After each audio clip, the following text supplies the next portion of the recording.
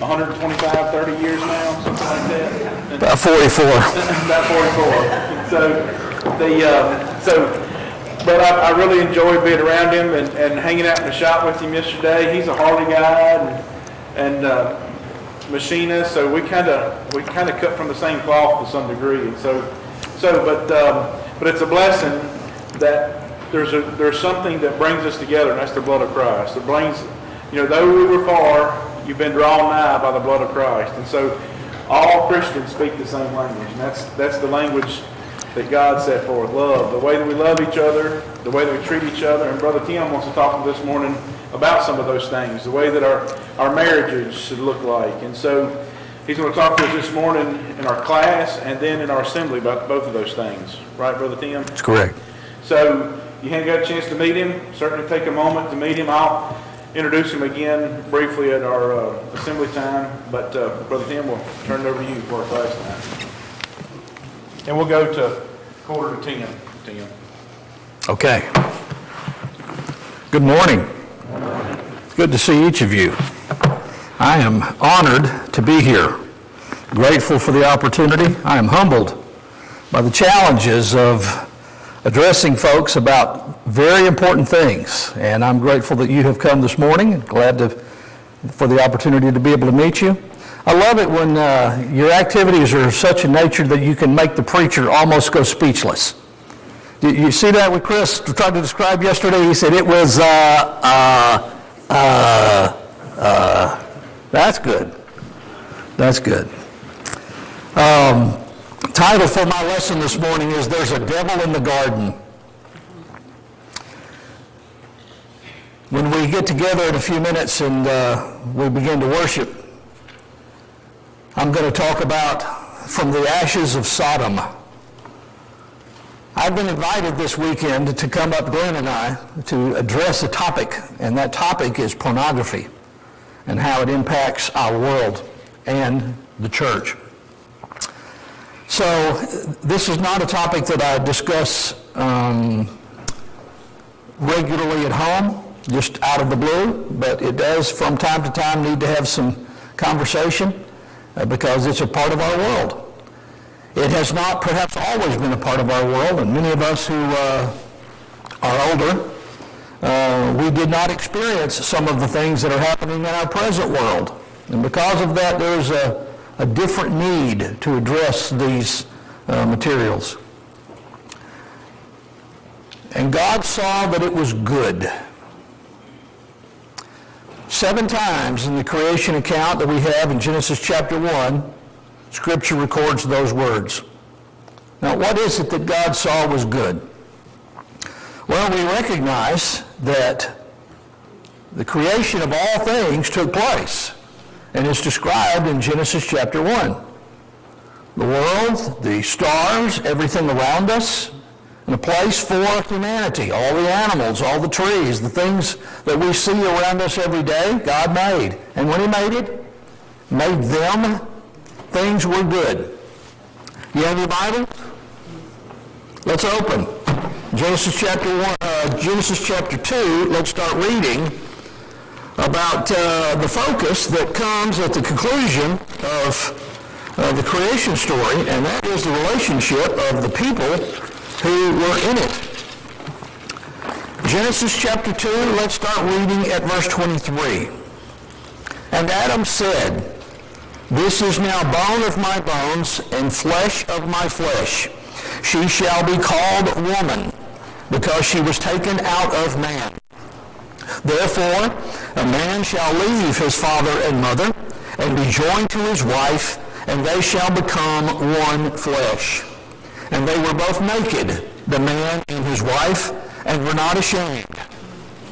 It's not every day that we're in a Bible class setting or a worship setting and we talk about being naked. If we do, there's a likelihood that shame will follow in a discussion of that. But here is Adam and Eve being described in Scripture along that line. And this is the crown of God. The purpose of the creation has met its final completion. Everything is there, and it's going to take us a while before Scripture reveals this to us. But we're going to come to see that all of the creation event was for the purpose of Adam and Eve to be there. And here's this perfect man and this perfect woman in the place that God made for them, a perfect place. Without becoming too graphic, and I don't want to draw you into unusual places in your mind, but you're good enough of that in the normal course of our discussion. What would the conditions need to be in order for you to feel comfortable, temperature-wise, environment-wise, and be naked? Now, most of us wear clothing not only for decency, which is certainly a good reason, but also because of the regulation of our body temperature. Here Adam and Eve were in an environment where God was providing for them, and they had no clothing. Now, that was a place truly designed for the protection and the perfection of humanity. So God made them there. These are the only creatures, the only creation that have the connection to God. Everything else was animal or plant or mineral, but humanity represents a very different category. Let us make man in our image. In the image of God, God created them. Male and female, God created them. Who's more like God, men or women? Both. Both. God is not in the image of man, males. Humanity, mankind, is in the image of God. As there are sometimes who are concerned that one or more is left out. The image of God, like Him. Now, what does it mean to be like God or in God's image? You think about the word that describes the concept of image. It is something and you're making it like that object. I played with this box yesterday. Might as well do it again. If I had told you you're going to look like this, well, what would that describe? Well, it might describe the appearance, but it would also have to do with the function, the characteristic, the nature of it, things of that. We might not use image. We might think image only describes the physical aspect, but it's God made us like Him. We are sentient beings. We are aware of our surroundings. We are aware of ourselves. We recognize that we are an individual being. We are free moral agents. We have the ability to choose right and wrong. We recognize right and wrong and have the capacity to understand how these things work together. We have an eternal soul. Our physical bodies will die. But our nature, our soul that God gave us, will live forever. God made us this way. And then in the nature of the creation account, as Adam is first revealed by himself, and God said it is not good for the man to be alone. And He didn't say the male to be alone. He was talking about humanity to be alone. It's not good to be alone, and so He made a helper, a companion for him. I like the wording of the King James Version. He made a help meet for him. And sometimes we have used that word and kind of combined it, a helpmeet or a helpmate. The words describe a helper, someone with him. The term meet means appropriate for, fitting, designed for his benefit. And when Adam addresses this, God caused a deep sleep to fall upon Adam, took one of his ribs, and brought the woman to him, and He says, this is now bone of my bone and flesh of my flesh. She shall be called woman because she was taken out of man. And the two are there together in the Garden of Eden, naked and unashamed. That's an interesting characteristic, isn't it? If y'all keep moving in behind me, I'm going to have to back up because my fan only rotates so far. I was visiting some folks years ago they'd come and visited in our congregation. I went to see them.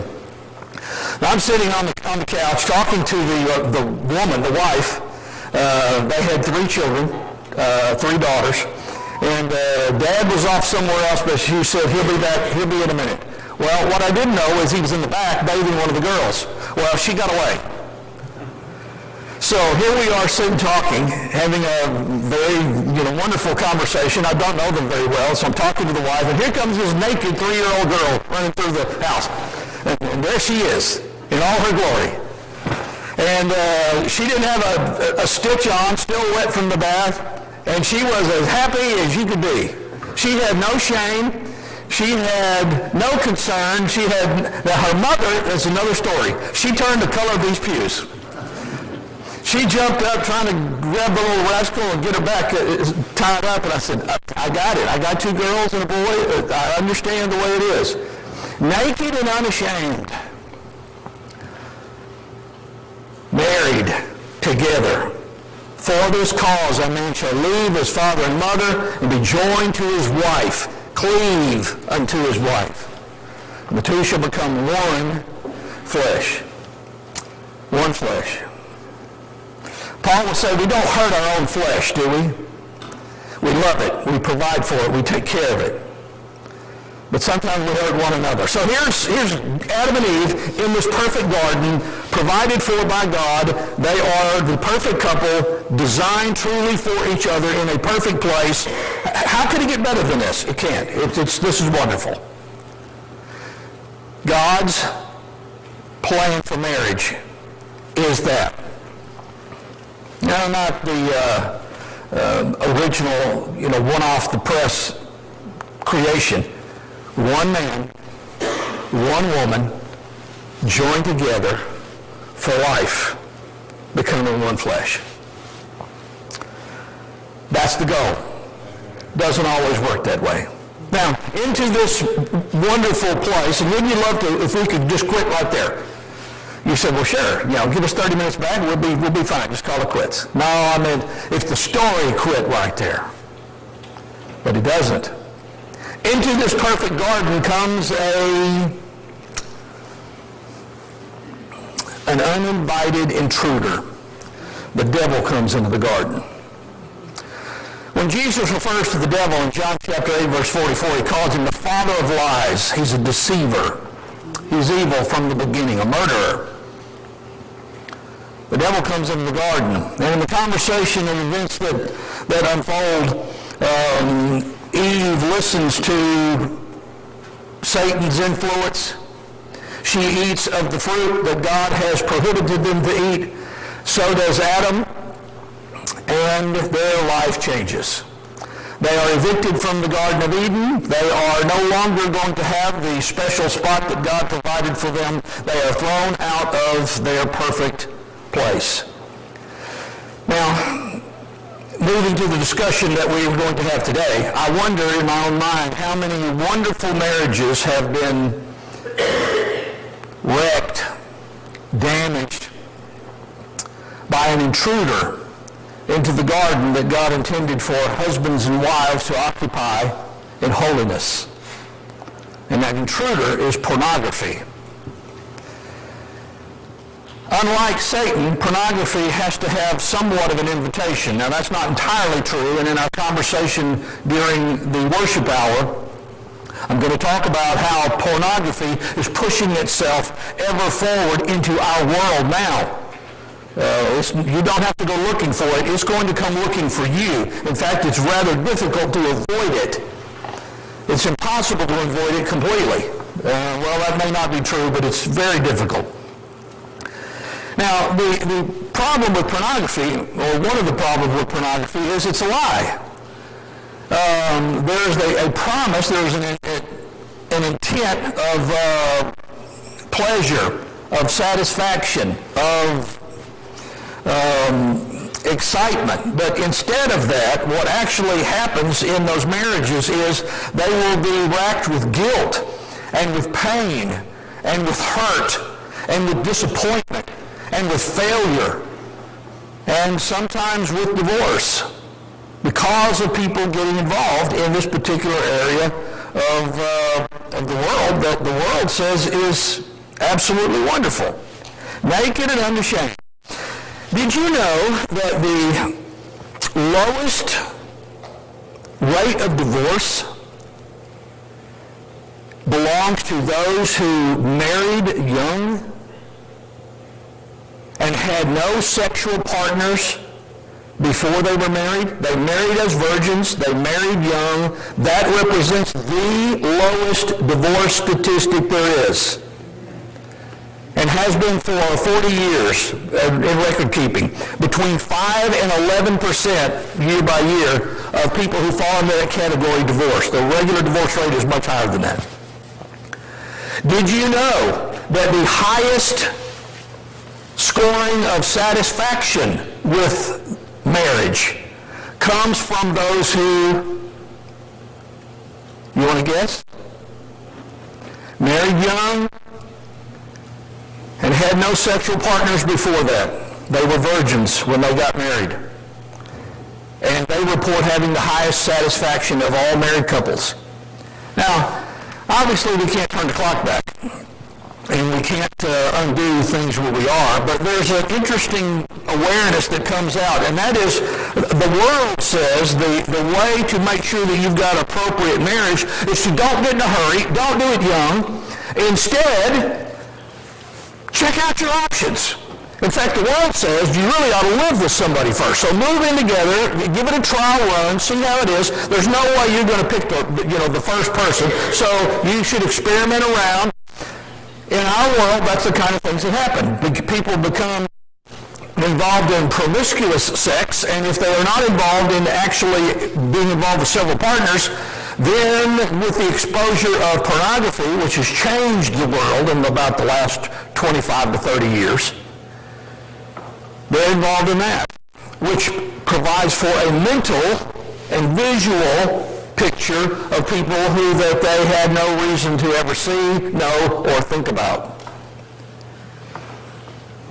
And what does it do to folks? Well, it doesn't make them happy, and it doesn't make them better. Anecdotally, data suggests that the happiest couples are those who come into a marriage with very little knowledge of human sexuality and together discover these things on their own, so that it is a mutual path of learning for both husband and wife as they come along, and they are happy, statistically speaking, and more so than any other category of people. Now, the world doesn't want you to think that, see that, know that.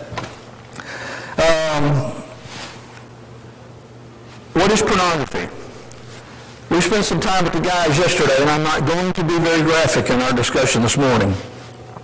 Pornography is anything written, drawn, video, photographs that is designed to stimulate you sexually, arouse you, and get you to be interested in this particular aspect of human sexuality. Now understand from the beginning that God made us, men and women, as sexual beings. God created us with our hardware and software that is intended and designed for the appropriate use for one another, but not inappropriate use. When the writer of Hebrews describes in Hebrews chapter 13, verse 4, marriage is honorable. It is honorable before all. This is a good thing, and we'll spend a little time talking about that in a minute. The problem comes in pornography is that it changes how we interact with each other. It changes us individually, and there's an enormous amount of it out there. When it was in print, there was some restrictions applied to it that made it more difficult, and it was not as well known.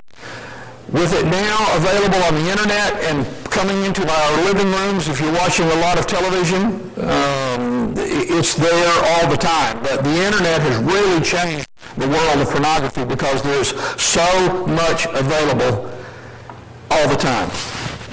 And do you know how most people get their pornography? Cell phone.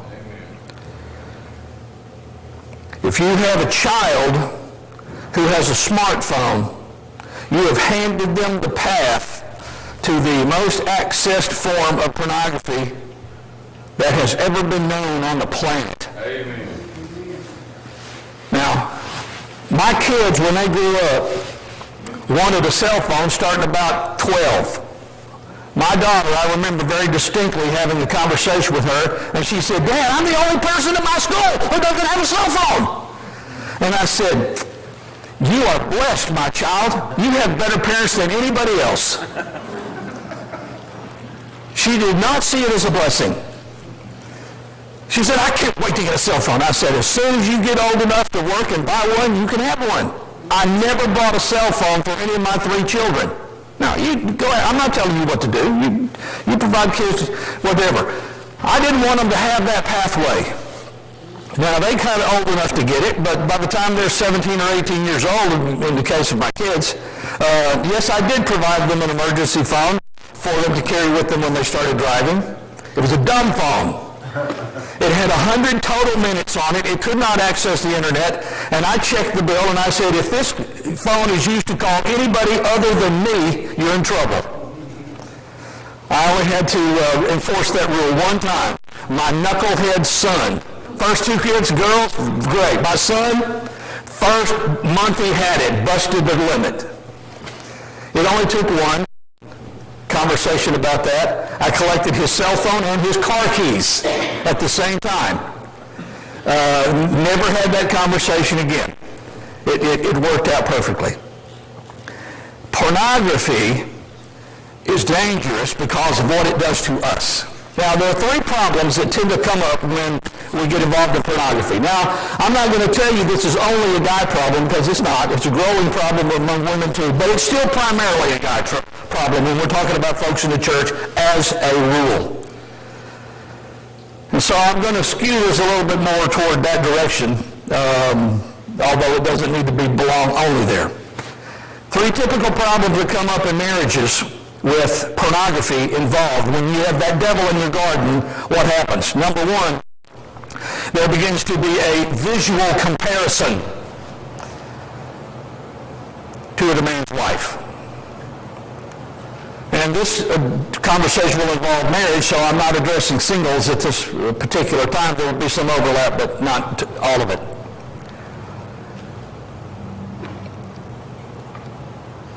There's no way that men can be introduced to hundreds, thousands, who knows what the count, of images of other women and not make a comparison to their wife. It is a problem. Most real-life women,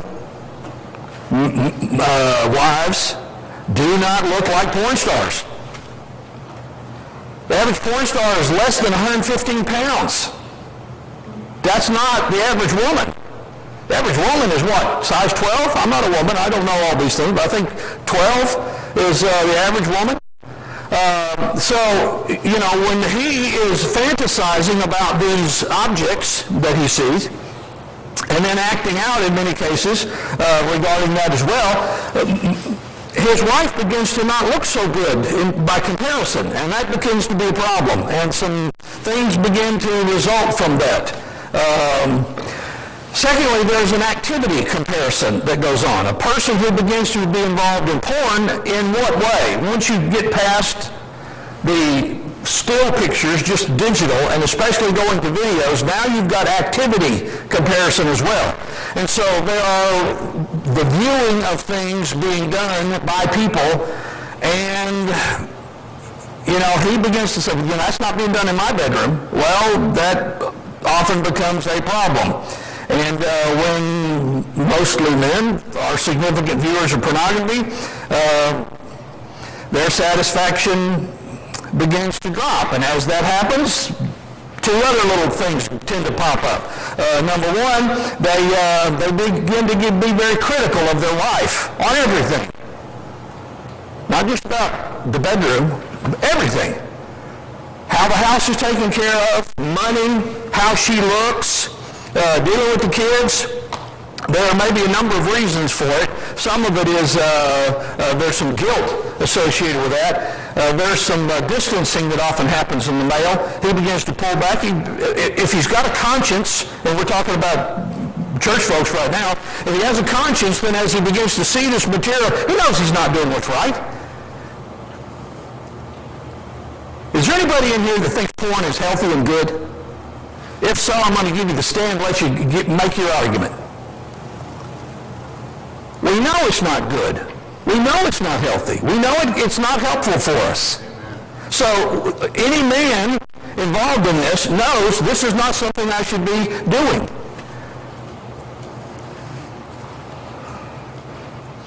So they begin to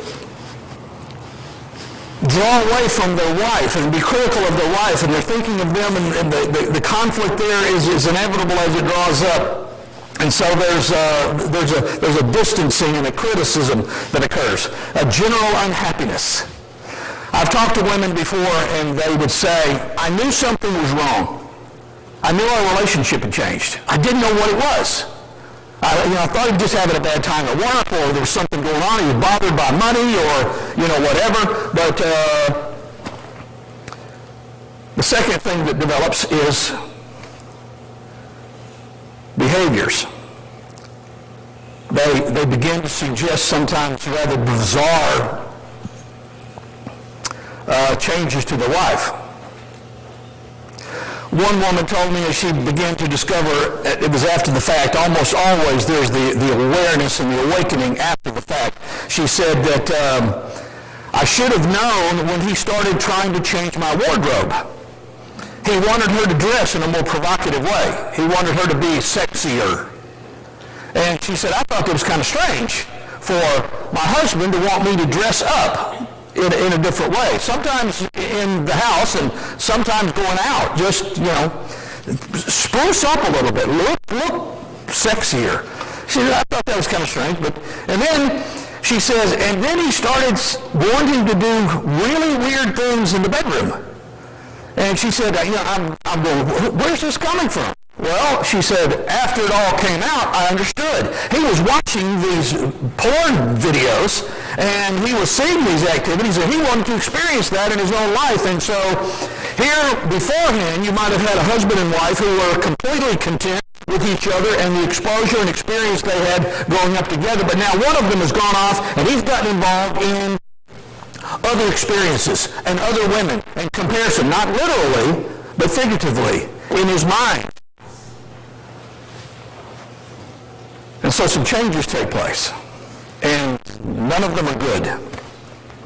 So, 3 problems that often develop from men watching porn. 1, they begin to make a visual comparison of their wife, and it's usually critical. Number 2, they usually have an activity comparison. They may be interested in kinkier behaviors, changes and things. If you're going along all fine, and all of a sudden your husband says, hey, let's try this. Where did you get that? Like your children growing up. You're sitting around the table or out in the activities doing something one day, and your child comes up and says, blankety blank blank. And you go, oh, where did you get that?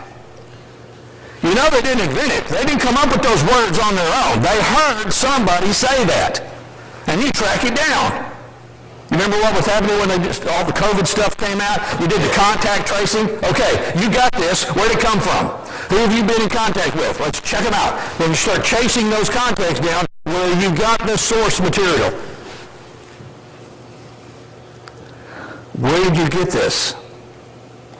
How did this idea come into your mind? Adam and Eve in the Garden of Eden. God comes along walking. Adam and Eve are hiding. They've been out open before. Now they're hiding. God says, why are you hiding? Adam says, we're naked. God says, who told you you're naked? How do you know you're naked? You shouldn't even know that. How do you know that? My wife teaches 4th grade, public school. And from time to time we've discussed behaviors of the children that are appropriate and inappropriate. Not the conversations are inappropriate. The activities of the children sometimes are inappropriate. And she said, had this one child, and she said she wasn't paying really attention, and several of the kids said, hey, called his name. Okay, this is about as graphic as I'm going to get. So-and-so is humping the chair. And she said, what? Well, as it turns out, this little boy was simulating having a sexual experience with the chair. Now, what do you know about a fourth grader who suddenly starts acting in that way?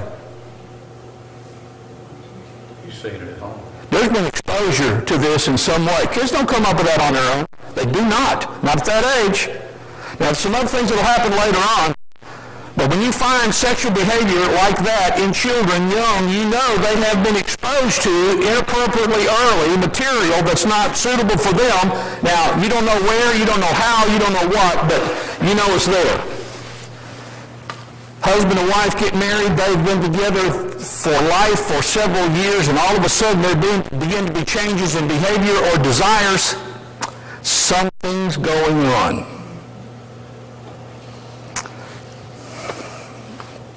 That's the real world. Visual comparison, activity comparison, and number 3, many men become less interested in having sexual relations with their wife. And you go, what? No. More sexual relations with the, no. Typically not. Why? A couple of reasons. One is pornography in the pathway often leads to self-satisfaction. And that's as far as I'm going on that topic. Once arousal takes place, watching the pornography, the pathway for men follows a predictable course. It's not that unpredictable for women either. The results are a little different, but you still have those issues there. Now, how do we keep that away from us? You said 9:45, right? 45, right.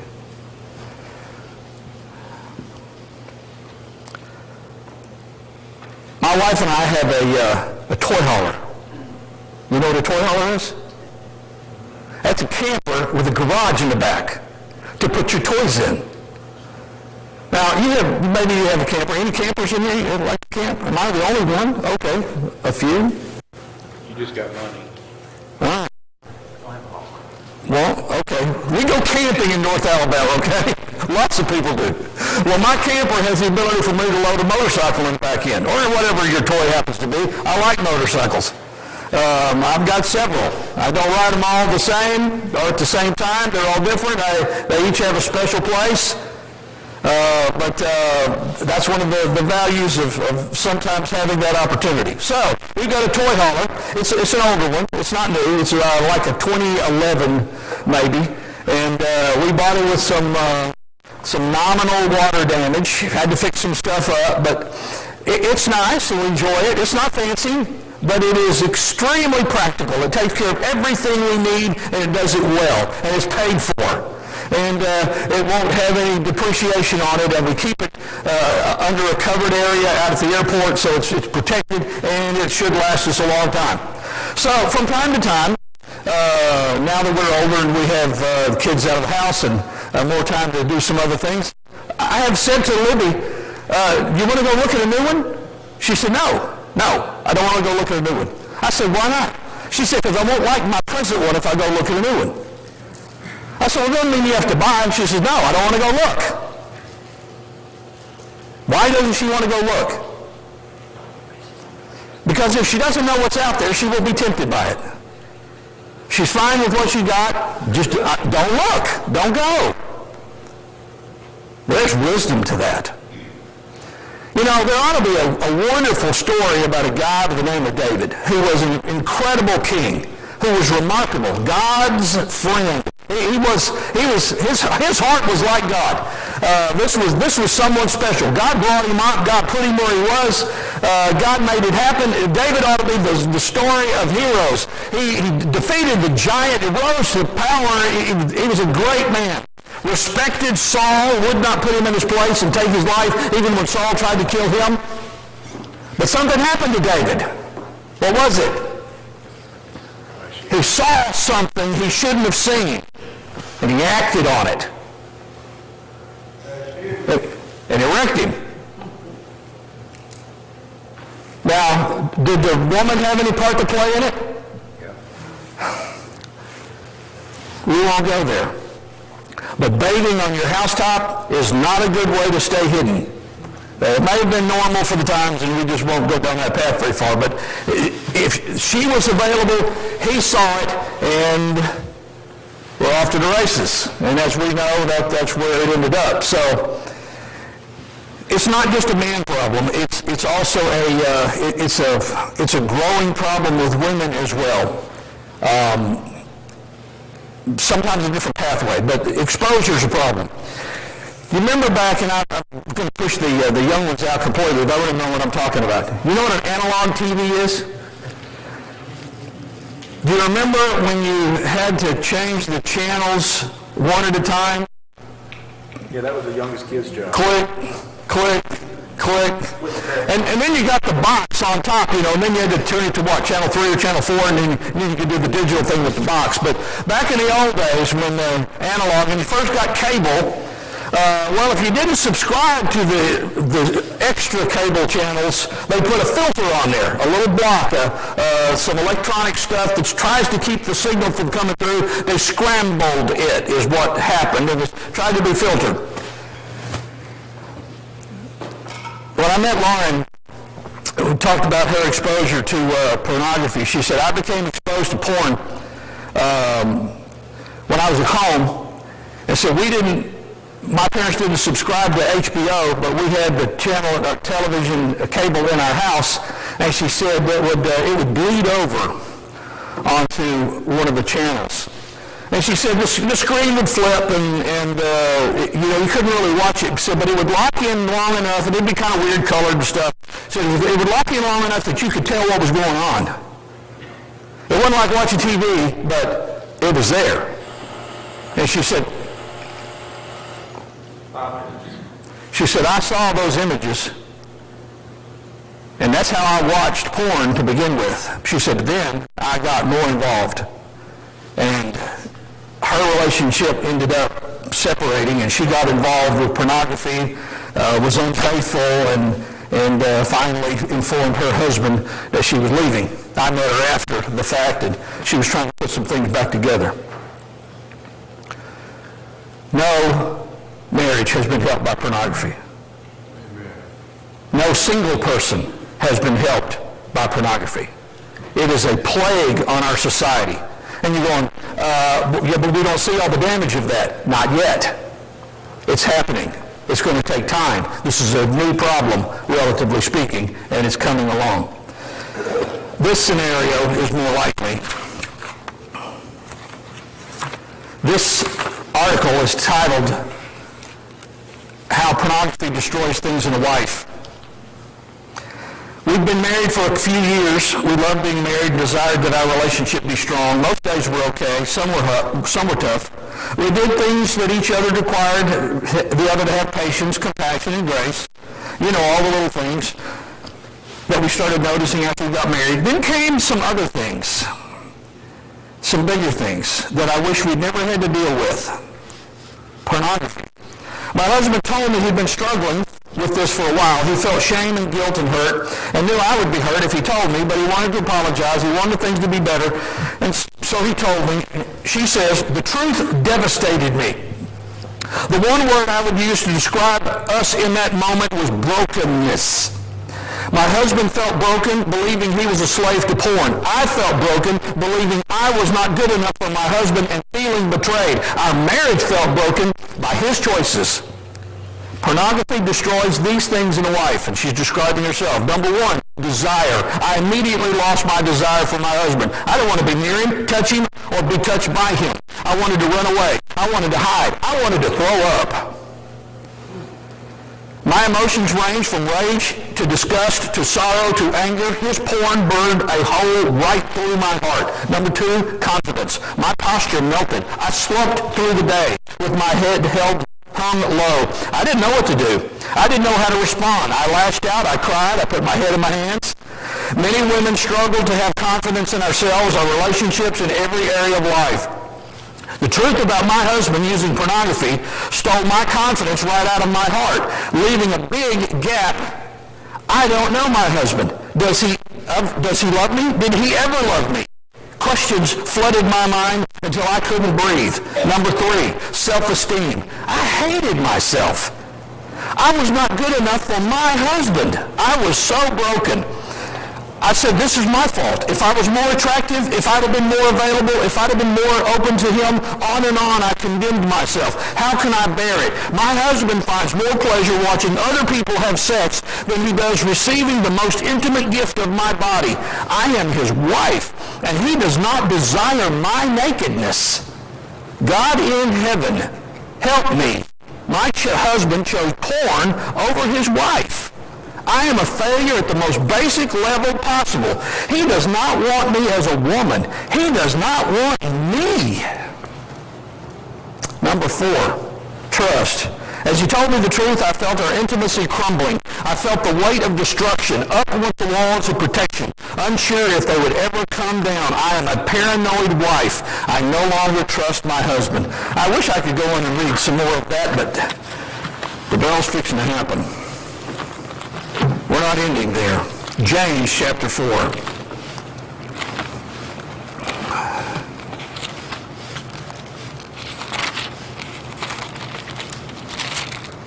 Verse 1. Where do wars and fights come from among you? Do they not come from your desires for pleasure that war in your members? You lust, and you do not have. You murder and covet and cannot obtain. You fight and war, yet you do not have because you do not ask. You ask and do not receive because you ask amiss, that you may spend it on your pleasures.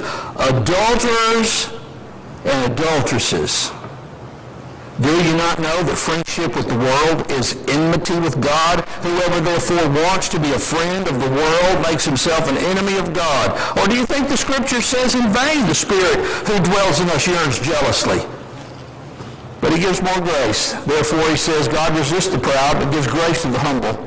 Therefore, submit to God, resist the devil, and he will flee from you. Draw near to God, and he will draw near to you. Cleanse your hands, you sinners, and purify your hearts, you double-minded. Lament and weep and mourn. Let your laughter be turned to mourning, and your joy to gloom. Humble yourselves in the sight of the Lord, and he will lift you up. There's a devil in our garden. And some of us invited him in. And he will wreck everything he touches. He will destroy you. He will destroy your marriage. He will destroy your children. He will destroy your family. He will destroy your future. He will destroy your confidence. He will destroy your relationship with God, your purity, your holiness. There's a devil in our garden. Don't let him stay there.